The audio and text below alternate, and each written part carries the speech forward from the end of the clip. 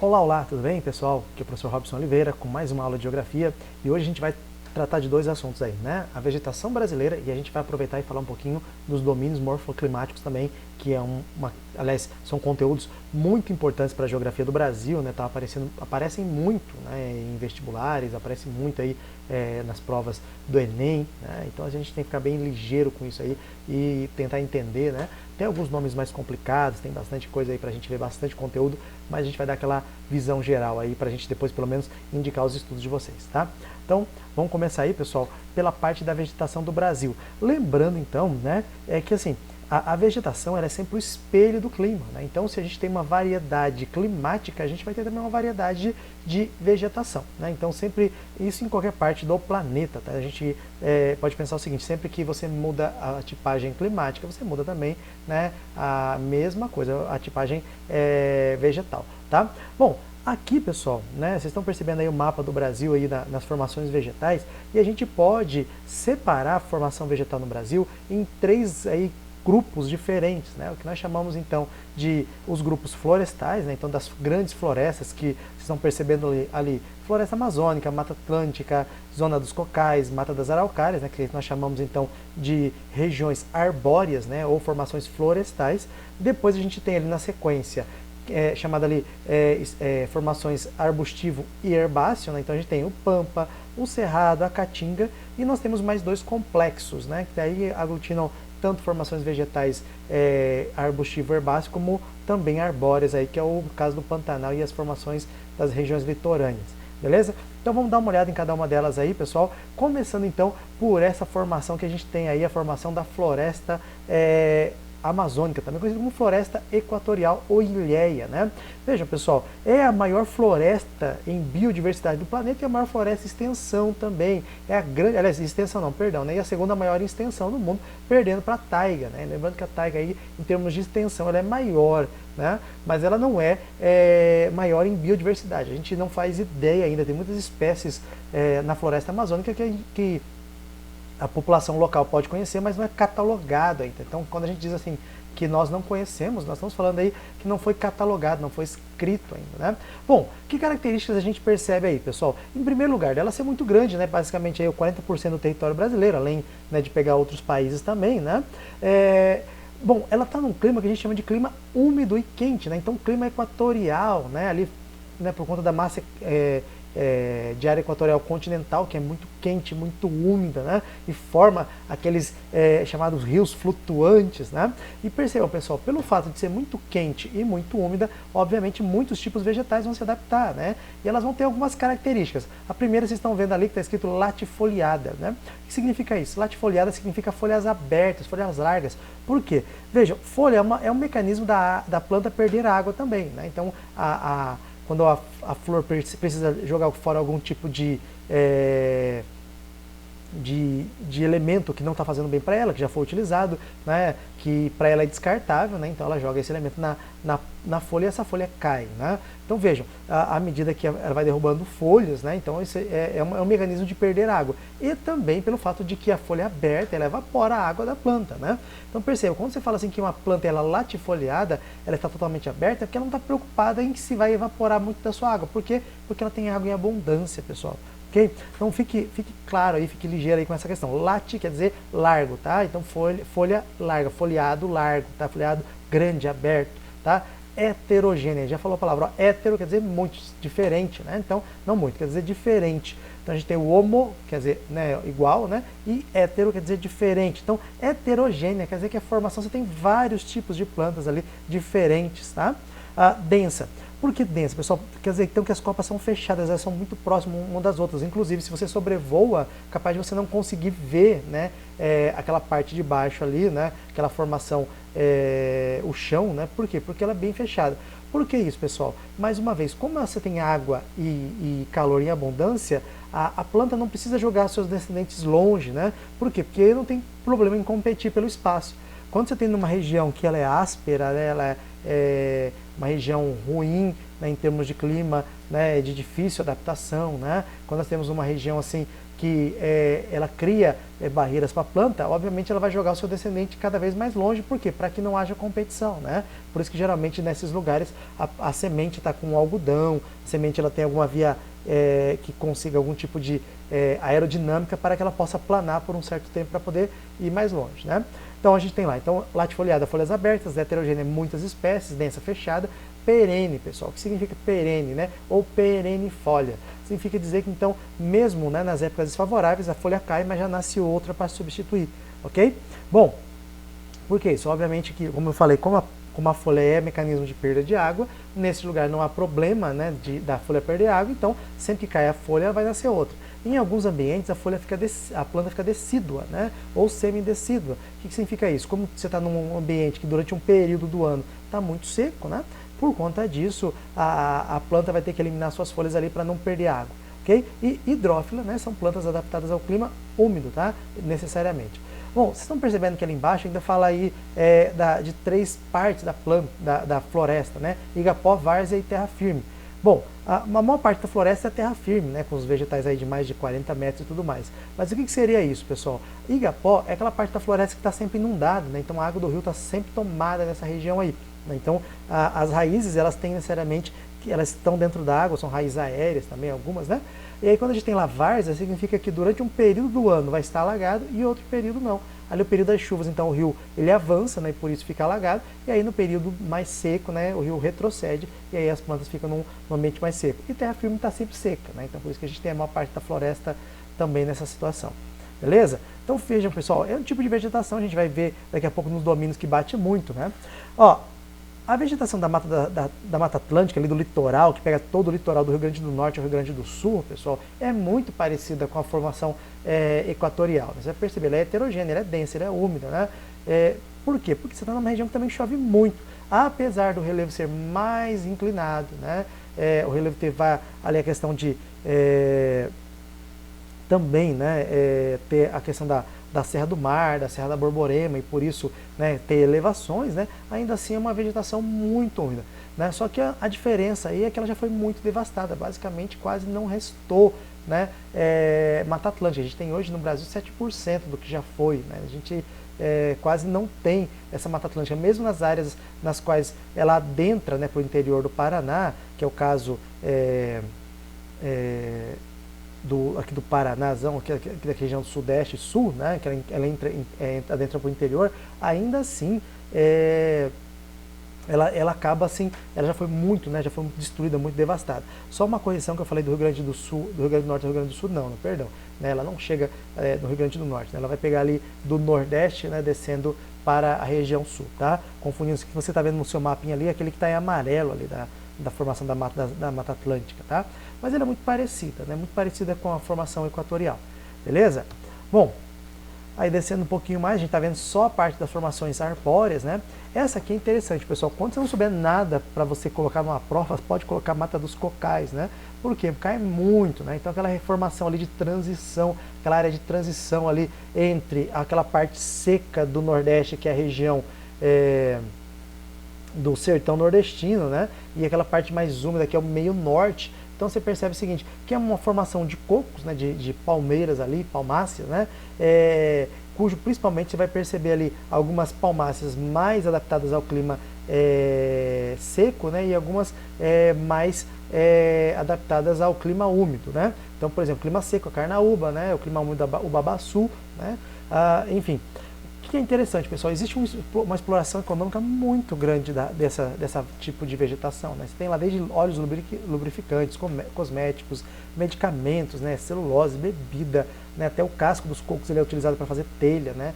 Fazer artesanato, fazer tipo de bijuteria. Então nós temos uma série de possibilidades ali utilizando a floresta a Mata dos Cocais, ou região dos Cocais, que, enfim, acaba tornando ela muito importante em termos de vegetação. Pessoal, então, mas perceber, ela é bem curtinha, bem pequenininha, vocês estão percebendo ali, do lado ali, onde nós temos a Caatinga, né, e a floresta amazônica, que ele parece um roxinho ali, ela é bem pequena, mas ela é extremamente importante, uma vegetação de tipo transição, por isso não é muito grande o espaço, né.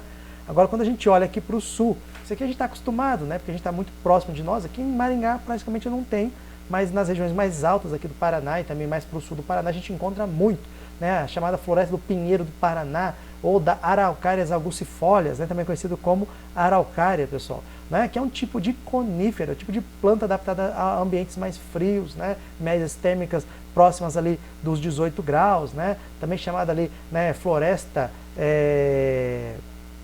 umbrófila mista, né? Por que mista? Porque você tem, além da araucária, que é esse porte maior, a gente tem também um extrato ali herbáceo, que é a chamada erva mate, né? Que foi importante para a economia paranaense, tá? Então veja, pessoal, muito explorado ali, além da madeira, né? E sempre que a gente fala de floresta subtropical ou floresta araucária, eu sempre tento fazer um link ali, pensando na Guerra do Contestado, né? Que se utilizou muita madeira aqui de pinos para a questão da construção da ferrovia aqui, né? E ali naquela região entre o Paraná e Santa Catarina, ali os camponeses que acabaram se rebelando contra a exploração, contra a destituição das suas terras e tudo mais, pessoal. É um tipo de vegetação, lembre-se, essa aqui ela é mais homogênea, pessoal, né? Apesar de ter esse formato de taça aqui, ela é considerada, como eu falei para vocês, né, uma conífera. Né? Muita gente acha que conífera significa porque a copa dela é em forma de cone, e não é verdade, tá? O que tem forma de cone é o fruto dela. Então, o fruto das coníferas, ela sempre aparece aquela pinha, né? A seca ali é o fruto masculino, utilizado muito para enfeite, principalmente na época de Natal, mas tem um fruto feminino também, que ele é bem maior, né? E aí o pessoal utiliza, que é o pinhão, né? A gralha azul acaba se alimentando muito dela, apesar de a gente não ver muito gralha azul aqui no Paraná há muito tempo, né? Pelo menos não em ambientes abertos, né? Talvez em cativeiro você tenha algumas ainda, mas dificilmente a gente vê, mas é a ave símbolo do Paraná, né? Que se alimentava dessa planta aqui. Ok? Bom, né? Essas que a gente viu então até agora, vou voltar aqui um pouquinho, são o que a gente chama de formações florestais, tá? Ou arbóreas, tá? Então aqui, ó, a floresta amazônica, tá? Aqui a floresta atlântica, Mata dos Cocais, e também as araucárias. Aqui, pessoal, a gente já tem, né, mais uma para a gente observar aqui, a questão arbustiva. Ela é mais arbustiva, né? A gente acabou colocando aqui extrato arbóreo arbustivo, por quê? Porque você vai encontrar algumas árvores espaçadas aqui, a maior parte, né, são arbustos, né? Mas você tem algumas árvores espaçadas aí. Basicamente o cerrado, pessoal, aquela vegetação do tipo clima tropical, né? Folhas caducifólias, né? Ou, né, o que significa folhas caducifólias? Aquelas folhas que caem nas épocas de favorável para a planta não perder umidade, né? Raiz bem profunda para captar água na época mais seca, ok? Tronco retorcido ali para eliminar espaço ali para que o sol bata direto, né? É lógico, então a gente chama isso aí de a savana brasileira, pessoal. Então a gente tem uma foto aqui embaixo para vocês observarem ali, né, que é uma parte ali de arbustos, né, com algumas árvores espaçadas ali, né, formando esse tipo de vegetação. É uma vegetação bem explorada, né, já foi bem destruída ao longo da sua história, né, principalmente agora com o avanço da fronteira agrícola, né? Então é um ambiente, é um tipo de clima que facilita muito para a agricultura, principalmente porque chove na época certa, faz seca na época certa, né? Então isso facilita muito a questão da agricultura, né? Como assim chove na época certa e faz seca na época certa? Ela é chamada então de clima, né? Considerada ali das duas estações, né? Então a gente tem lá, né, o clima equatorial, né, que é uma estação, basicamente uma estação só, né, clima quente e úmido o ano inteiro, né, e nós temos o semi-úmido, né, então seria ali uma estação seca e uma estação mais chuvosa. Então ali primavera, verão mais seco, né, primavera, verão mais chuvoso e outono e inverno mais seco, né, então uma característica muito forte dessa região. E logicamente a planta tem que se adaptar a isso, né? Onde é que você vai ter mais árvores uma junto da outra ali? Sempre na margem dos rios, né? Então a gente tem lá o chapadão ali, o cerradão, né? Perdão, chapadão não, o cerradão, né? Ou mata galeria a gente vê bastante, tá? Então tá lá, também denominado savana do Brasil, né? Ocupava originalmente 25% do território, hoje em dia ele ocupa bem pouco, né? A gente tem aí 15% só do que já foi a área do cerrado brasileiro, né? Tipicamente, né, clima tropical, né, de duas estações, aparece na região do centro-oeste, né, e os arredores ali do centro-oeste, CCO quer dizer centro-oeste, tá? Bom, o resto ali eu já falei para vocês, caducifólia, né, plantas que caducam, perdem as suas raízes. É bacana, pessoal, a gente perceber que o cerrado em si, né, ele é muito parecido com a savana, porém a savana ela tem mais espécies vegetais, né? aliás, mais espécies animais de grande porte, né? E o cerrado tem mais espécies vegetais, né? Então, mas assim, basicamente é a mesma ideia aí de savana do Brasil, tá? Bom, e aí, mais um, caatinga, né, extremamente importante em termos do cenário. Eu sei que muita gente fala assim, é tudo seco, né, não tem nada de importante ali. Pelo contrário, né, a caatinga é uma formação que nós chamamos ali de formação de clima seco, né, o semiárido, né, as chamadas xerófitas, né? O que significa xerófitas? Plantas adaptadas ao clima seco, tá? E basicamente caducifólias também, né, pessoal? Por quê? Lembre-se, toda vez que você tem um ambiente cujo não tem chuva, né, a gente vai ter sempre folhas que vão caducar em determinado momento, né? Então, em algum período do ano ali, elas vão ficar sem folhas, tá? Essa região, pessoal, por incrível que pareça, né, ela não é homogênea, né? Mesmo que você tenha lá um empecilho ambiental por conta da seca, né, ainda assim ela não é uma vegetação homogênea, ela é considerada heterogênea. Porém, o solo muito raso, né? Então você não consegue ter raízes muito profundas, né? Então, as plantas que vão se adaptar a essa região são geralmente ali são plantas cuja raiz não pode ser tão profunda assim, porque o solo é muito empedrado, né? Por quê? Porque não tem chuva para formar um solo mais profundo, tá? Aí a gente tem aí, né, a característica dela, extrato arbóreo, extrato arbustivo, extrato herbáceo, tá? E aí, a última que a gente tem é chamado Pantanal Mato-Grossense. Esse aqui é o último que a gente tem ali na região muito baixa, né, muito alagadiça, né? Então a gente tem ali alguns estratos arbóreos, mas muito arbustivo e herbáceo, né? Raízes que a gente chama aí raízes aéreas, né? Por conta de tentar aproveitar, como está dentro d'água, né, a planta, né, tentar aproveitar o ar também é muito comum, tá? Bom, bacana a gente observar ali, pessoal, por quê? Porque a gente tem tanto desde árvore rasteira do tipo espécie da caatinga, do cerrado, né, de clima seco, como a gente tem árvores também, enfim, né? É uma área muito visada para caça, né? Caça, pesca, geralmente é muito visada nessa região aí. Bom, aí saímos, né? Chegamos na vegetação campestre, o arbustivo só, né? Arbustivo herbáceo aí, né? Aí a gente não tem mais complexo, né? Então vejam, pessoal, o Pampa Gaúcho, também conhecido como Campos, né? A Campanha Gaúcha é uma região muito forte, né? A região principal que a gente tem, está vendo ali a imagem, né, de uma região muito mais típica, né, para a criação de gado, né, vegetação baixa, né, relevo bem suavemente cheio de ondas, né, que chama de coxilhas, né, então morros relevo arredondado de morros bem baixos, né, tipicamente muito bom para criar gado, né. Em geral a gente tem aqui no sul, né, obviamente a gente encontra também na região norte ali, próximo da ilha de Marajó, né, ou nas regiões ali mais próximas àqueles planaltos da Guiana, né, regiões mais de montanha, tá? E a região litorânea.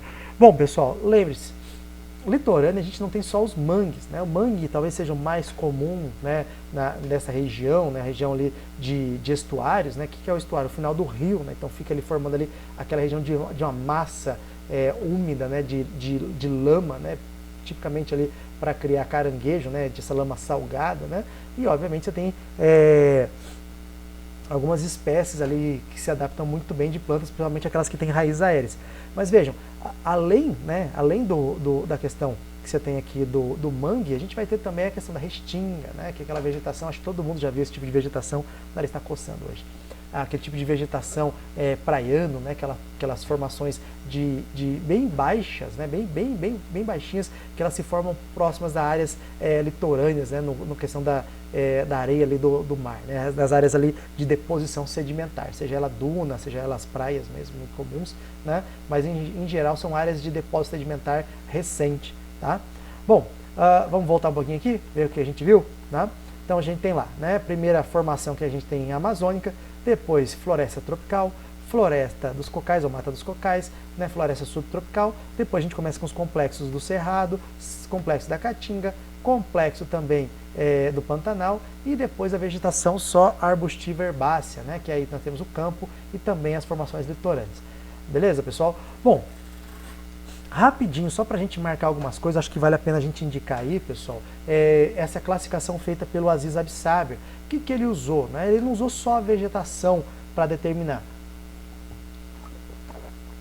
Ele fez ali uma síntese, né, das principais características ambientais, né, vendo o seguinte, que os diversos elementos ambientais, eles conseguiam se rearranjar de tal forma num espaço, criando uma fisionomia única para aquele espaço. Basicamente ele criou aí, né, vamos contar, 1, 2, 3, 4, 5, 6 domínios morfoclimáticos, além da área de transição, né? Então vocês estão vendo ali o domínio amazônico, domínio do cerrado, domínio dos mares de morro, domínio da caatinga, domínio das araucárias, domínio da pradaria. Cada um deles, pessoal, se você conseguir guardar, na verdade, os nomes corretos dele, porque é nome tipo amazônico, cerrado, caatinga, na verdade aí nesse caso é um resumo, né? É um nome sintético, assim, pequeno, reduzido, né? Por exemplo, ali, como a gente está falando de vegetação, clima, relevo, solo, hidrografia, em geral o nome por extenso ali, né, o nome maior, né, ele vai dizer algumas coisas interessantes, ele vai revelar as características desse espaço, né? Então a gente tem lá, por exemplo, domínio das terras baixas florestadas equatoriais. Olha, terras baixas. Então a gente já tem aí ou é depressão ou é planície, né? No caso da Amazônia, principalmente planície, né? Florestados, então já fala que é porte florestal, né? E o clima equatorial, perceberam? Né? Chapadões tropicais, então áreas de chapada, pessoal, o que é área de chapada? Relevos de planalto, né? Principalmente de estruturas sedimentares, quadrados ali, né? E interiores com cerrado, já falou, vegetação de cerrado, e nas margens do rio aparece mais próximo uma da outra ali, das chamadas matas galerias, ou também o cerradão, né? Domínio dos mares de morro, então aqueles áreas, né, cujo então você tem algumas são onduladas, né, são morros ali formando como se fosse ondas, né, por isso mares de morros, né, com a floresta da mata, com a mata atlântica, ó, já fala ali, ó, florestado, tropical atlânticas florestados, tá? Domínio das caatingas, depressões intermontâneas e interplanaltos, então áreas de depressão, por quê? Porque você tem o planalto da Borborema, né, formando ali também barreira natural, então ele fica, é uma região entre grandes planaltos e morros, e por conta disso, pessoal, né, é uma região cujo os ventos acabam não chegando nessa região, né? Obviamente aí já diz o clima, né, semiárido ali. Na araucária, ó, planaltos subtropicais, a gente temos os planaltos aqui do sul com formação de araucária, e por último as planilhas, que são as coxilhas, aqueles relevo bem suave, né, com pradarias mistas, né, com formação herbácea ali mista, né? Então a gente tem aqui, isso aqui só um esqueminha, para vocês olharem depois, né? Recomendo para vocês depois tirar um print disso aqui, que isso aqui é um resumo muito legal para observar, né? Para você entender, tem aqui todas as informações. E aí, então, tem o que significa domínio morfoclimático. Vamos lá, então, ó, interação do clima, vegetação, rio, solo e relevo, né? Designados em geral pela vegetação dominante, como que mostrando ser ela a síntese das influências do clima, do relevo sobre a natureza. Basicamente nós estamos falando o seguinte, o que o Absaber criou foi uma forma de observar que a fisionomia, na verdade, aquilo que a gente via era uma síntese do que estava acontecendo, né, da interação dos elementos climáticos. Como eu falei para vocês, está aqui todos eles, né?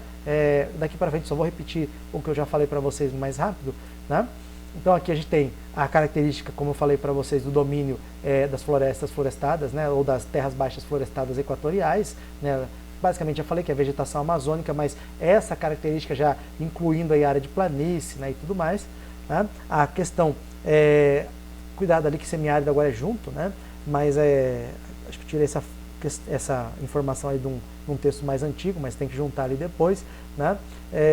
Aí a gente tem a fisionomia da caatinga, né? Já falei um pouquinho para você da formação de caatinga, lembrando nesse caso que depressões intermontanas e interplanáuticas semiáridas, tá? Aqui, ó, os mares, aliás, mares de marrom não, perdão, cerrado, né?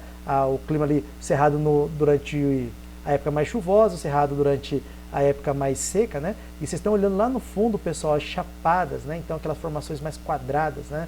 Formadas ali lá no fundo, lá, vocês estão vendo?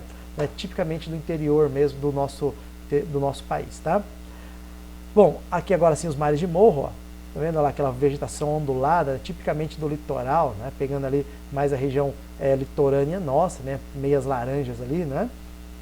E aqui o domínio das pradarias que eu falei para vocês, pessoal, tá vendo? As coxilhas, criação de gado, tipicamente, né? Muito comum a criação de gado nessa região aqui, né? E por último, a nossa formação, que é a formação aqui, não, essa aqui é Mata dos Cocais, perdão, eu achei que já estava nas araucárias, né? Aí aquela vegetação de transição que eu tinha falado para vocês, né? Domínios, aqui nesse caso, pessoal, já não é domínio morfoclimático, né? É uma área de transição, né? Não domínio morfoclimático como está ali, mas seria a área de transição. A Mata dos Cocais é transição, tá? Por isso, aqui está certo. Agora, matas araucárias, tá? Aí sim. Tá? Então, assim, veja, é basicamente a mesma coisa, né? Você vê a mesma fisionomia vegetal, só que agora adaptando e dizendo, olha, essas fisionomias vegetais elas têm muito a ver com a questão do relevo, né, dos elementos climáticos, como a hidrografia também e tudo mais. Beleza? Bom, acho que é isso aí, pessoal, né? Espero que vocês tenham gostado, né? E façam os exercícios e qualquer coisa é só procurar aí pra gente tirar as dúvidas, tá bom?